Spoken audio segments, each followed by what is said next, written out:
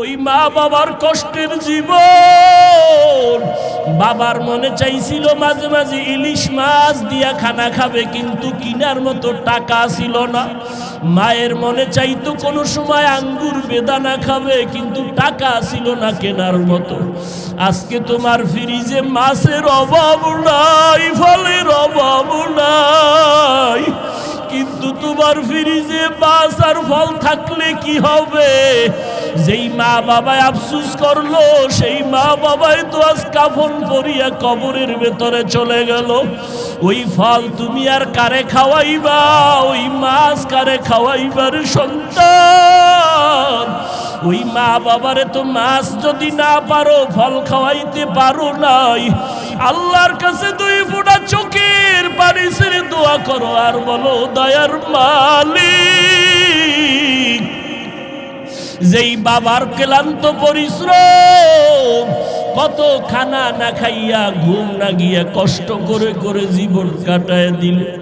বাবা কোনোদিন নিজের কাপড় কেনার জন্য কষ্ট করে নাই, বাবা কোনোদিন নিজের পেটে খানা দেওয়ার জন্য কাজকর্ম করে কষ্ট করে নাই।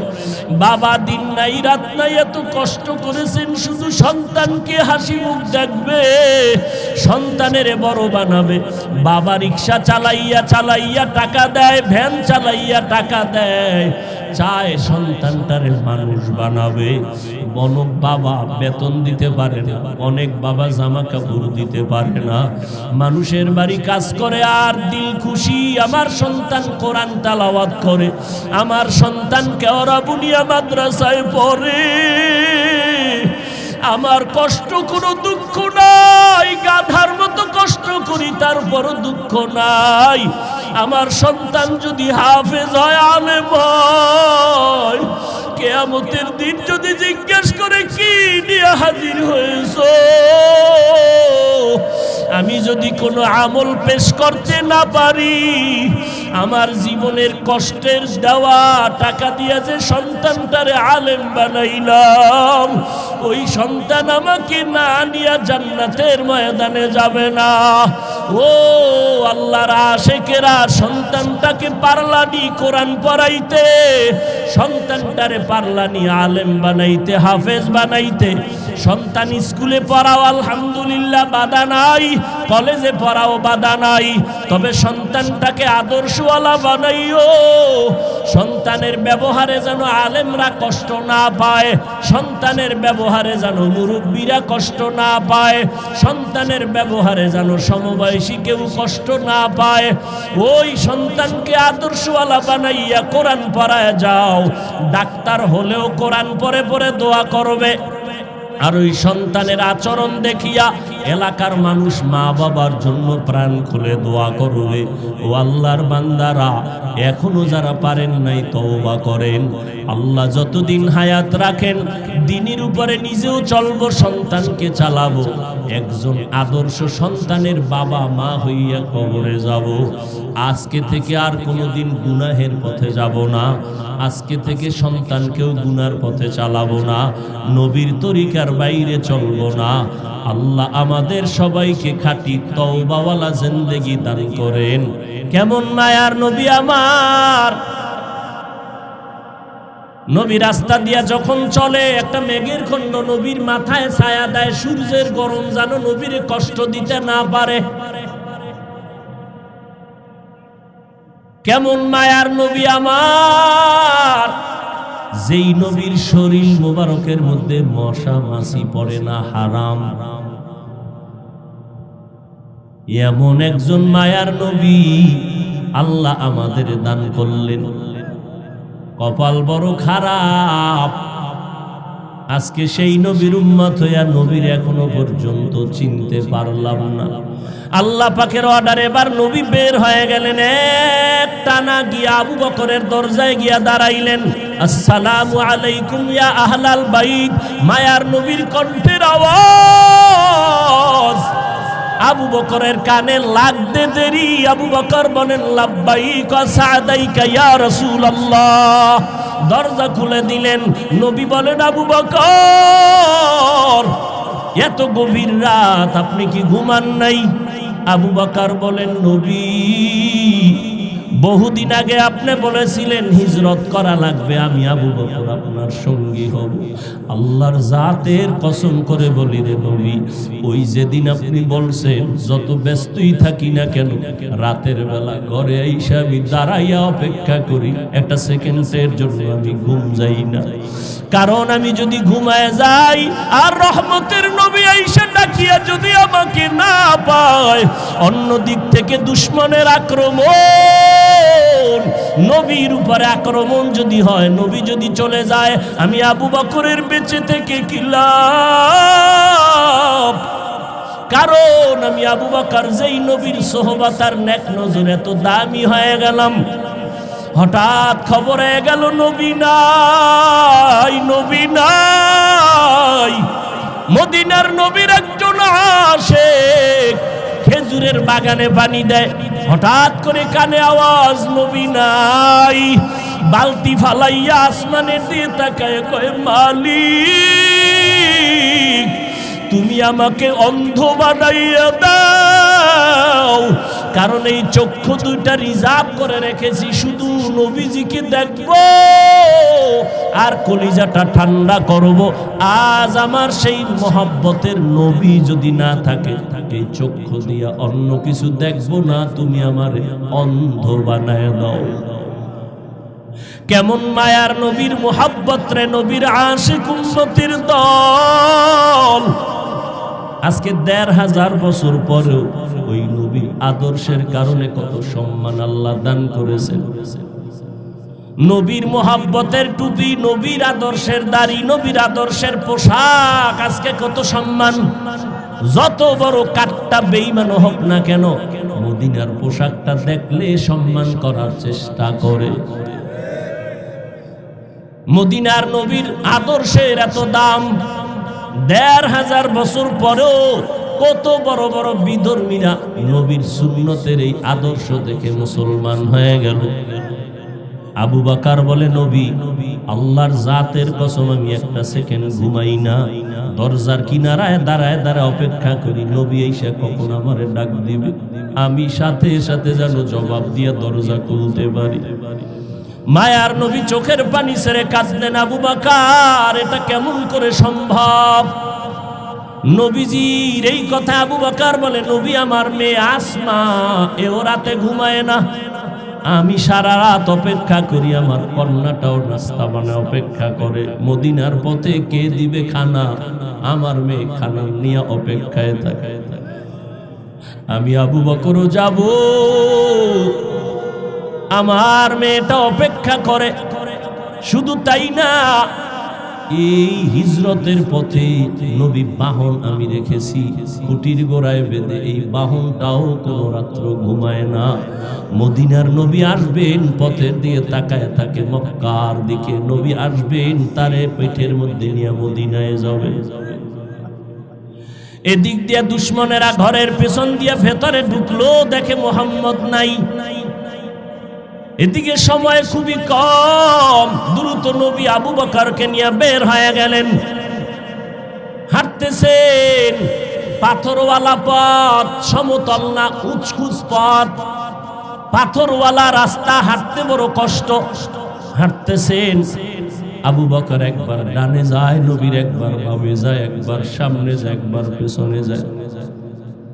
নবী বলেন, আবু বকর আপনি এমন কেন করেন? আবু বকর বলে, নবী দুশমনের ভয় আমি ভয় পাই, ডান দিক থেকে না জানি আক্রমণ আসে ডানে যাই, বাম দিক থেকে না জানি আক্রমণ আসে আমি বামে যাই, পেছন দিকে যাই, আবার পেছন থেকে যেন আক্রমণ করতে না পারে। কারণ কোন দুশমন যদি আক্রমণের গুলি মারে, আমি আবু বকরের গায়ে লাগবে, আমার মায়ার নবীর শরীরে যেন না লাগে। কারণ আমার মায়ার নবীর শরীর এত বরকতের শরীর, যেই নবীর শরীর মোবারকে মশা পড়ে না, মাছিও পড়ে না, হারাম। আবু বকর নবী হাঁটতেছেন দোনোজনে মদিনার পথে। যাওয়ার বেলায় শেষ সময় বাইতুল্লাহর কিনারায় গিয়ে নবী একটু বিদায় দেয় কান্না করে, এরে বাইতুল্লাহ আমি তোর জন্য বড় পাগল, বড় আশিক। ওরে বাইতুল্লাহ, তোর দরজায় যখন আমার সিনাটা লাগাই, কলিজাটা ঠান্ডা হয়ে যায়। বাইতুল্লাহ দুশ্মনের ভয়ে বাড়ির একটু মোহাব্বত করে সেজদা দিয়া নামাজ পড়ো। আমার আল্লাহর ঘর, আমার আল্লাহর ঘরের দিকে ফিরিয়া নামাজ পড়তে পারি না রে বাইতুল্লাহ। আমার দুশ্মন কলিজাটা ভেঙ্গে যায় রে বাইতুল্লাহ। তোর গায়ে যখন আমি লাব্বাইকের আওয়াজ দিয়ে হাতটা লাগাই, কলিজা ঠান্ডা হয়ে যায়। ও বাইতুল্লাহ, তোরে রেখে যাইতে মনে চায় না। মদিনার পথে আমার জন্মভূমি, এখান থেকে যেতে মনে চায় না, কিন্তু আমার মালিকের অর্ডার। ও বাইতুল্লাহ, আজ আমি চোখের পানি ছেড়ে কান্না করে যাইতেছি। একদিন আমি হাসি মুখে বিজয়ের মালা নিয়ে বাইতুল্লাহ তোমার কিনারায় এসে হাজির হব। মায়ার নবী কান্না করে করে মদিনার পথে রওয়ানা। ওই হেরা গুহা, ওরে গারে সূর, জাবালে নূর, আল্লাহর নবী আবু বকর সহ দুজন হাঁটতেছেন, অন্ধকার, কোনো আলো নাই। এদিক দিয়ে দুশ্মন ঘরের মধ্যে না পায় রেডি হয়ে গেল। মদিনার পথে লোক পাঠাও, দেখো ওখানে ধরা যায় কিনা। কিছু দূর যাইতে যাইতে মাত্র 2 থেকে 3 কিলোমিটার বাকি, গুহার মধ্যে ঢুকবেন। হঠাৎ করে আল্লাহর নবীর পায়ে একটা পাথরের আঘাত লাগা রক্ত বের হয়ে গেছে। নবীজি এত অসুস্থ, রক্ত বের হচ্ছে, থামে না। মায়ার নবী এমন অবস্থা, হাঁটতে এখন কষ্ট হয়। আল্লাহর নবীর এই অবস্থা দেখে আবু বকর চোখের পানি ছেড়ে বলেন, নবী বেয়াদবি মাফ করবেন, আপনি হাঁটতে পারেন না। আমি বসে গেলাম, আপনি আমার কাঁধের উপরে উঠেন, আমি আপনাকে নিয়ে গুহা পর্যন্ত নেই, সেখানে আশ্রয় নিব। নবী বলেন না। শেষ পর্যন্ত মায়ার নবী এতটা অসুস্থ, পেছনে দুশ্মনের আঘাত, আবু বকরের কাঁধের উপরে উঠলেন। আবু বকর আমার নবীরে নিয়ে 2-3 কিলোমিটার চলে গেলেন, গুহার সামনে দাঁড়াইলেন। গুহার ভেতরে ঢুকবেন, ওদিকে দুশ্মন আসতেছে। আল্লাহর নবী আল্লাহর উপরে ভরসা করে ঢুকে গেলেন গুহার ভেতরে। গুহার ভেতরে যাওয়ার পর দেখে পুরানো গর্ত, চতুর্পার্শ্বে ছিদ্র আর ছিদ্র। ওদিকে গুহার মুখ এত বড়, দুশ্মন আইসা যদি সামনে দাঁড়াইয়া একটু ভিতরে তাকায়, আমগো দেখে ফেলবে। আবু বকর ভেতরে, নবীও ভেতরে। নবী এখন আরাম করবেন। আবু বকরের রানের উপরে মদিনার নবী মাথা রাখলেন, আর আবু বকর নবীর বিশ্রামে গেলেন চুপচাপ। আবু বকর নিজের জামার কাপড় ছিঁড়ে ছিঁড়ে ছিদ্রগুলো আটকাইতেছে, না জানি আবার কোন সাপ বিচ্ছু আইসা আমাদের আক্রমণ করে। ওদিকে ভয়, গুহার মুখে দুশ্মন আইসা দাঁড়াইলে আমগো দেখে ফেলবে। আল্লাহর কুদরত, হঠাৎ করে দেখে দুশ্মন গুহার মুখে আসিয়া দাঁড়ায় গেছে। এই আসতে আসতে না আসতে মুহূর্তের মধ্যে মাকড়সা জাল বুনল। দুশ্মন আসতে না আসতে একটা কবুতর এসে ডিম পাড়া শুরু করলো। দুশ্মনেরা নিচে তাকাইলেই দেখে ফেলবে আবু বকরের। হেফাজতের মালিক আমার আল্লাহ। মায়ার নবী তো বিশ্রামে আছে আবু বকরের রানের উপরে। ওরা গুহার মুখে আইসা তাকাইয়া ভিতরে তাকায় না, ডানে বামে তাকায়, হালকা ভাবে নজর দিয়া দেখে মাকড়সার জাল, কবুতর, এখানে তো কেউ নাই। এরা ওখান থেকে চলে গেল। আবু বকর চুপ করে বসে আছেন, গর্তগুলো জামার কাপড় দিয়ে আটকাইতেছে। সিরে সিরে সিরে ছেড়ে আটকায় দেখে একটা ছিদ্র বন্ধ করার মতো কাপড় নাই। আবু বকর ওই গর্তটার মুখে পায়ের গোনালি দিয়া চাপ দিয়া ধরে রাখলেন, কিন্তু ওই গর্তের মধ্যে একটা সাপ বহুদিন ধরে ছিল, মায়ার নবীকে দেখবে বলি অপেক্ষা করছে। আবু বকর যখন পা সরায় না, ঠোঁট দিয়া কয়েকটা হালকা ভাবে আক্রমণ করলো। আক্রমণের নিয়ত না, পাওটা সরাও, আমার আশান্বিত নবী বুঝি আসছে, আমি দেখব। যখন পাওটা সরায় না, হালকা ভাবে একটু দাঁত বসায় দিছে। দেওয়া মাত্র বিষে পুরা শরীর জর্জরিত। আবু বকরের বিষ, চোখের পানি পড়া শুরু হয়ে গেল, কিন্তু পা নাড়ায় না। রহমতের নবী রানের উপরে মাথা মোবারক রেখে আছে। পা নাড়ায় না, বেয়াদবি হবে, নবীর ঘুম নষ্ট হবে। মায়ার নবী বিশ্রামে আছেন, হঠাৎ করে অজান্তে আবু বকরের কান্নার চোখের একটা ফোঁটা পানি নবীর উপরে পড়ে গেল। মায়ার নবী তাকায় দেখে আবু বকরের চোখে পানি। নবী বলেন, আবু বকর কি খবর? বলে, নবী এই হালাত। নবী জিহ্বার থেকে মোবারক থেকে লালা মোবারক নিয়ে একটু লাগায় দিলেন, সাথে সাথে বিষ পানি হয়ে গেল।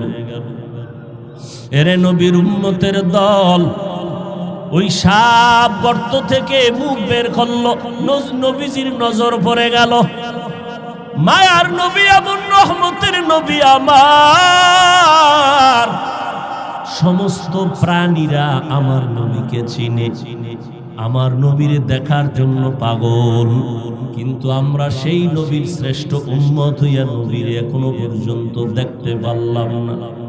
কি দরুদ শরীফ পড়ি যে নবীর সাথে দেখা হয় না। ওরে সেজদার মতো সেজদা দিলে তো মাওলার সাথে দিদার হবে, দরুদের মতো দরুদ পড়লে তো মদিনার নবীর সাথে ঘুমের ঘরে মোলাকাত হয়ে যাবে। ও আল্লাহর বান্দারা, এই জীবনের আমলের ফলাফল কি? নবীরে কি ঘুমের ঘরে দেখেছো? আল্লাহর সাথে কি পরিমাণ মোহাব্বত তৈরি হয়ে গেল। ওই নবীর ধুলা বালু, মদিনার ধুলা লাগানোর জন্য আশেকেরা পাগল পারা হয়ে দৌড়ায়, অথচ নবীর সুন্নতের আশেক এখনো পর্যন্ত হতে পারলাম না।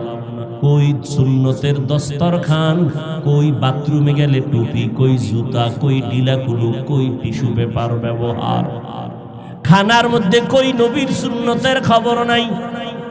এরপরে নিজে তো এক চিন্তা, আবার আমার সন্তান, ছেলে মেয়ে, আমার পরিবার।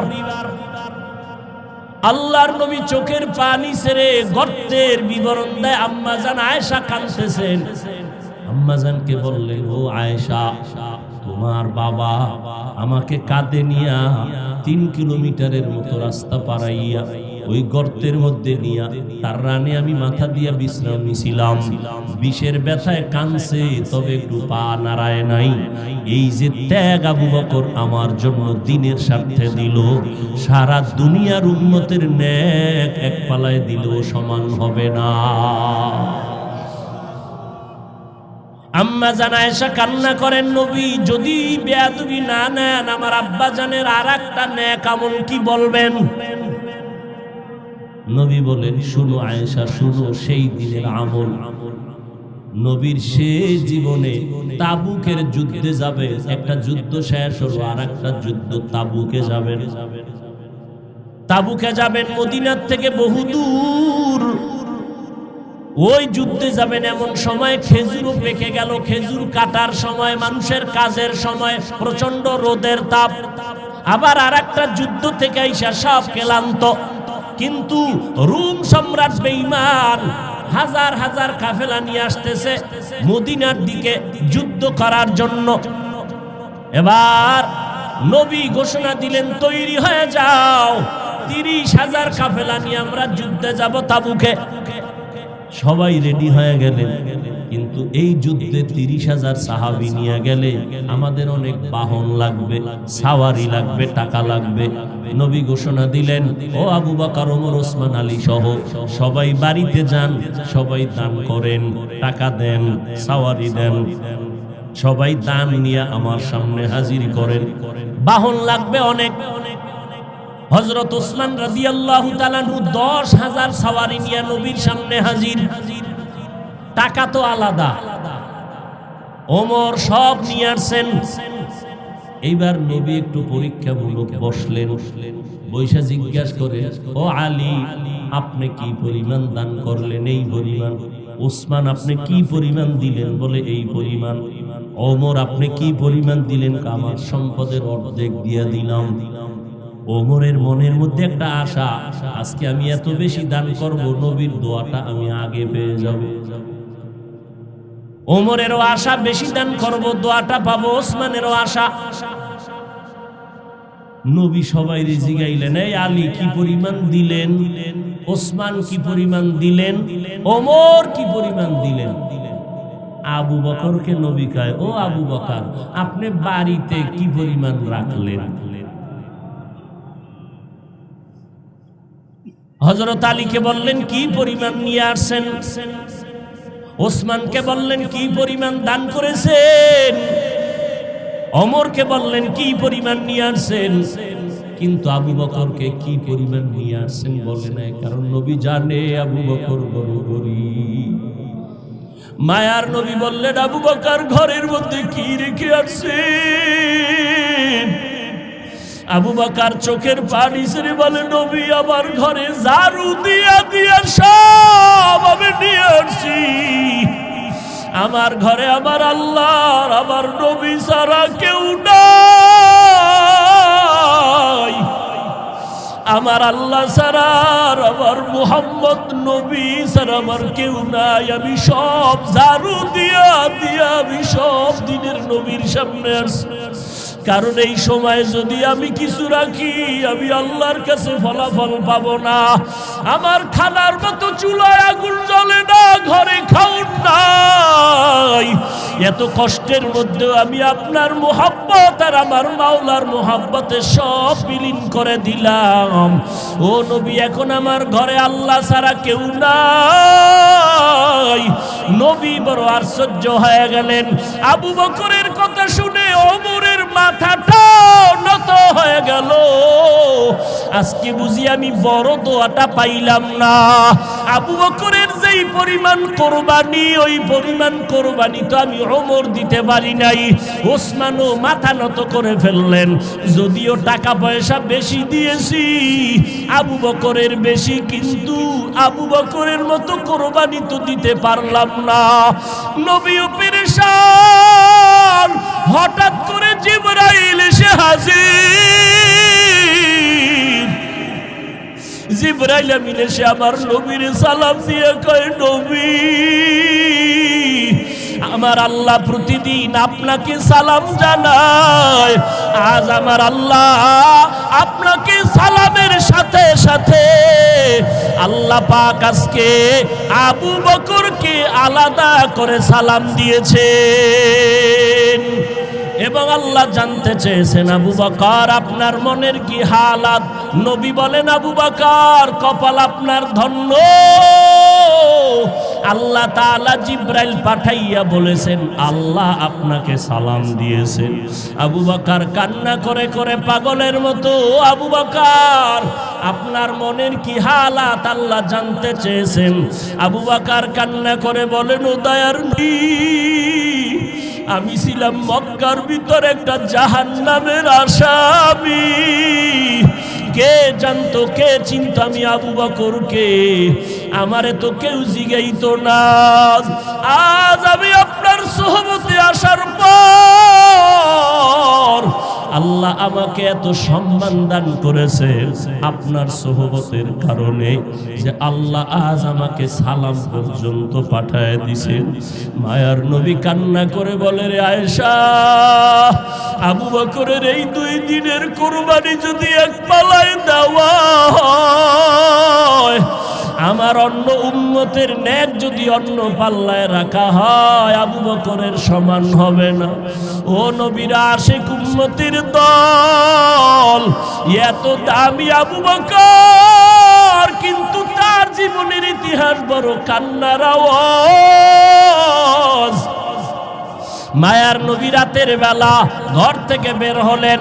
হুজরা থেকে বের হয়া মসজিদে নববীর কিনারায় হঠাৎ শুনে কান্নার আওয়াজ, শুনতেছে কান্নার আওয়াজ। গভীর রাত, নবী হালকা ভাবে নজর দিয়ে দেখে সাহাবী আবু বকর তাহাজ্জুদে দাঁড়ায় দাঁড়ায় কান্না করতেছে, সে আওয়াজ আসতেছে।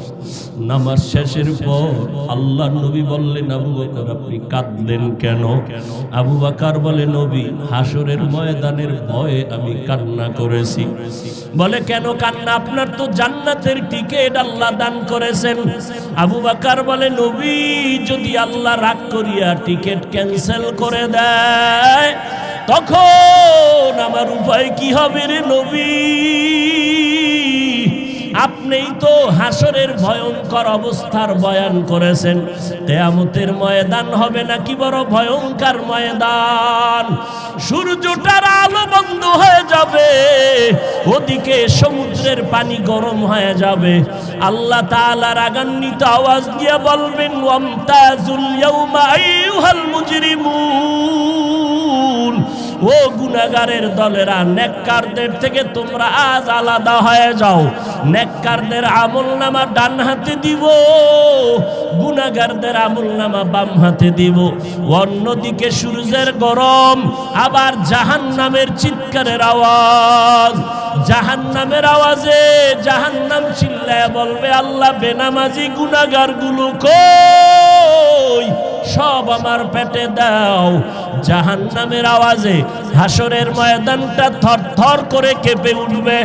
ও নবী, আপনিই বলেছেন যে নবীদের কোনো গুনাহ নাই, নবীরা পর্যন্ত নাফসি নাফসি নাফসি বলে কান্না করবেন, উম্মতের কথা সবাই ভুলিয়া যাবেন। ও মায়ার নবী, ওই সময় কঠিন এক হালাত, কান্না করে করে মানুষের চোখের পানি শেষ হয়ে যাবে, রক্ত পড়া শুরু হয়ে যাবে। ও নবী, আপনি হাসরের ময়দানের ভয়ঙ্কর অবস্থার কথা বলেছেন। আম্মা জান আয়েশা বলেন, আমি দেখি আমার মায়ার নবী একদিন আমার হুজুরায় বসে গুনগুন করে কান্না করেন। আমি বললাম, নবী কেন কাঁদেন? বলে, আয়েশা, হাসরের ময়দানের ভয়ঙ্কর আযাবের কথা মনে পড়েছে, কান্না করি। কেমন আযাব হবে আয়েশা জানোনি? নবীদের কোনো গুনাহ নাই, তারা নাফসি নাফসি বলে কাঁদবেন, উম্মতের কথা ভুলিয়া বলবে, আল্লাহ আমাকে বাঁচাও, আমাকে বাঁচাও। মূসা নবী কাঁদবেন, আল্লাহ আমাকে বাঁচাও। ঈসা নবী কাঁদবেন, আল্লাহ আমাকে বাঁচাও। আপন আপন বলতে কেউ ওই সময় আপন হয়ে যাবে না। আল্লাহর নবীর এই কান্না দেখে আম্মা জান আয়েশা বলেন, আমি আমার নবীকে প্রশ্ন করলাম, নবী, সমস্ত নবীরা নাফসি নাফসি বলে যদি কান্না করে, আপনি তো দো জাহানের সরদার, আপনি তখন কি করবেন? নবী বলেন, আয়েশা, আমি তখন সহ্য করতে না পারিয়া আমি সাথে সাথে আমি মাওলার দরবারে মাকামে মাহমুদে সিজদায় পড়ে কাঁদবো। একবারও বলবো না আমাকে বাঁচাও, আমি শুধু বলবো, আল্লাহ আমার উম্মতের বাঁচাও, আমার গুনাহগার উম্মতগুলো বাঁচাও। একটা উম্মত যেন জাহান্নামে না যায়, জাহান্নামে গেলে আমি জান্নাতের ময়দানে যাব না। আম্মা জান আয়েশা বলেন, নবী তখন কি হবে? আম্মা জানের জবাবে নবী বলেন, আয়েশা, আমার কান্না দেখে আল্লাহ দয়া করে বলবে, নবী আপনি কাঁদবেন না, মাথা উঁচু করেন, আর আপনার উম্মতগুলো ধরে ধরে জান্নাতের ময়দানের দিকে নিয়ে যান। আল্লাহর অর্ডার পাইয়া আমি তখন আমার উম্মতগুলো বাছাই করে করে জান্নাতের দরজায় নিব। আম্মা জান আয়েশা প্রশ্ন করলেন, নবী কোটি কোটি মানুষের ভেতরে আপনার উম্মতগুলো কেমনে চিনবেন? আমার মায়ার নবী বলেন, ও আয়েশা, আমার উম্মতেরা যারা 5 বেলা রোজু বানাইয়া সিজদা করেছে, নামাজ পড়েছে, কিয়ামতের কঠিন সময়ে তাদের ওযুর অঙ্গগুলো নূরের আলোতে ঝলমল করতে থাকবে। আমি নবী দেখে দেখে তাদেরকে জান্নাতের ময়দানে নিয়ে যাব। আমি আল্লাহর নবী তাদেরকে না নিয়ে জান্নাতে যাব না। ও পর্দার আড়ালের আম্মা জানেরা, আপনারা তো নবীদের মা, সাহাবায়ে কেরামের মা, আউলিয়ায়ে কেরামের মা, হাফেজে কোরআনের মা। আপনারা খাদিজা রাদিয়াল্লাহু আনহার মতো নারী, আয়েশা রাদিয়াল্লাহু আনহার মতো নারী, ফাতেমা রাদিয়াল্লাহু আনহার মতো নারী কয়দিন আর দুনিয়াতে বাঁচবেন? ও যুবক, ওই মা বাবার দোয়া নিয়ে সামনে আগাও, নবীজির সুন্নতের মালা গলায় লাগাও। মরিয়া গেলে যাবা, নামাজ ছাড়বা না, বেপরদায় চলবা না। একটা সেকেন্ডের জাহান্নামের আযাব সহ্য করার শক্তি কারো নাই।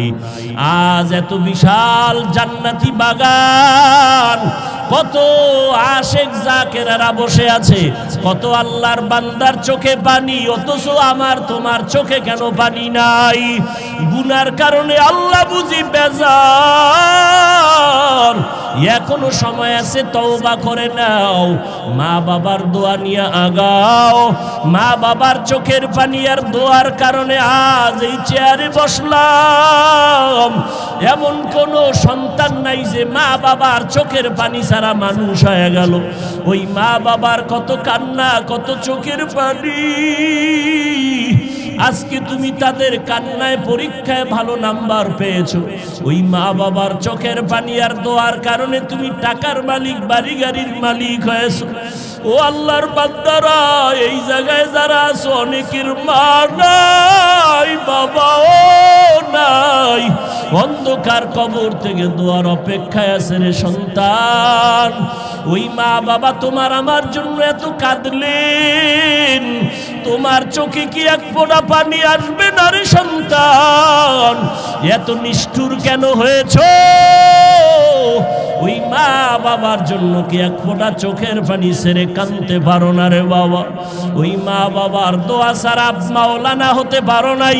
ওই মা বাবার চোখের পানি ছাড়া আলেম হতে পারো নাই। ওই মা বাবার কষ্টের জীবন। বাবার মনে চাইছিল মাঝে মাঝে ইলিশ মাছ দিয়া খানা খাবে, কিন্তু কিনার মতো টাকা ছিল না। মায়ের মনে চাইতো কোনো সময় আঙ্গুর বেদানা খাবে, কিন্তু টাকা ছিল না কেনার মতো। আজকে তোমার ফ্রিজে মাছের অভাব নাই, ফলের অভাব নাই, কিন্তু তোমার ফ্রিজে মাছ আর ফল থাকলে কি হবে? যেই মা বাবায় আফসুস করলো, সেই মা বাবাই তো আজ কাফন পরিয়া কবরের ভেতরে চলে গেল। ওই ফল তুমি আর কারে খাওয়াইবা? ওই মাছ কারে খাওয়াইবার সন্তান? ওই মা বাবারে তো মাছ যদি না পারো, ফল খাওয়াইতে পারো নাই। আল্লাহর কাছে দুই ফোঁটা চোখের পানি ছেড়ে দোয়া করো আর বলো, দয়ার মালিক, যেই বাবার ক্লান্ত পরিশ্রম, কত খানা না খাইয়া, ঘুম না গিয়া, কষ্ট করে করে জীবন কাটায় দিল। বাবা কোনোদিন নিজের কাপড় কেনার জন্য কষ্ট করে নাই। বাবা কোনোদিন নিজের পেটে খানা দেওয়ার জন্য কাজকর্ম করে কষ্ট করে নাই। বাবা দিন নাই রাত নাই এত কষ্ট করেছেন শুধু সন্তানকে হাসি মুখ দেখবে, সন্তানের বড় বানাবে। বাবা রিক্সা চালাইয়া চালাইয়া টাকা দেয়, ভ্যান চালাইয়া টাকা দেয়, চায় সন্তানটারে মানুষ বানাবে। অনেক বাবা বেতন দিতে পারে না, অনেক বাবা জামা কাপড় দিতে পারে না, মানুষের বাড়ি কাজ করে আর দিল খুশি আমার সন্তান কোরআন তেলাওয়াত করে, আমার সন্তান কেওড়া বুনিয়া মাদ্রাসায় পড়ে।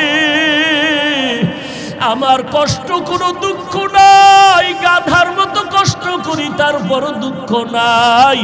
আমার সন্তান যদি হাফেজ হয়, আলেম হয়, কিয়ামতের দিন যদি জিজ্ঞেস করে কি নিয়ে হাজির হয়েছো, আমি যদি কোনো আমল পেশ করতে না পারি, আমার জীবনের কষ্টের দেওয়া টাকা দিয়ে যে সন্তানটারে আলেম বানাইলাম, ওই সন্তান আমাকে না নিয়ে জান্নাতের ময়দানে যাবে না। ও আল্লাহর আশিকেরা, সন্তানটাকে পারলানি কোরআন পড়াইতে, সন্তানটারে পারলানি আলেম বানাইতে, হাফেজ বানাইতে। সন্তান স্কুলে পড়াও আলহামদুলিল্লাহ, বাধা নাই, কলেজে পড়াও বাধা নাই, তবে সন্তানটাকে আদর্শওয়ালা বানাইও। সন্তানের ব্যবহারে যেন আলেমরা কষ্ট না পায়, সন্তানের ব্যবহারে যেন মুরব্বীরা কষ্ট না পায়, সন্তানের ব্যবহারে যেন সমবয়সী কেউ কষ্ট না পায়। ওই সন্তানকে আদর্শওয়ালা বানাইয়া কোরআন পড়ায় যাও। ডাক্তার হলেও কোরআন পড়ে পড়ে দোয়া করবে। আর ওই সন্তানের আচরণ দেখিয়া এলাকার মানুষ মা বাবার জন্য প্রাণ খুলে দোয়া করবে। ও আল্লাহর বান্দারা, এখনো যারা পারেন নাই তওবা করেন। আল্লাহ যতদিন হায়াত রাখেন, দ্বীনের উপরে নিজেও চলবো, সন্তানকে চালাবো। একজন আদর্শ সন্তানের বাবা মা হইয়া কবরে যাব।